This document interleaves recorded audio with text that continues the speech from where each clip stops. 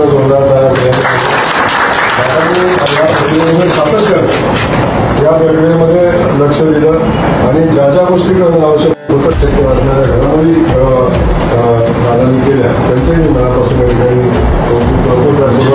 निंबाळकरांचं मी जास्त आभार मानेन. आमच्या सगळ्यांमध्ये सगळ्या गोड बातम्या त्यांच्याकडनं आम्ही ते आल्यानंतर आम्हाला सगळं गोड बातम्या किंवा जे काय काय घडत जाणार आहे हे सगळं आम्हाला रणजित आपले खासदार साहेबच आम्हाला सांगितले. त्यामुळे आम्ही भाऊंनी आणि मी ठरवले आता पुढच्या सगळ्या जबाबदाऱ्या आमच्या वतीनं रणजित दादांकडे आम्ही दिलेल्या आहेत. दादांच्या नेतृत्वाखाली आता आम्ही गेलो मग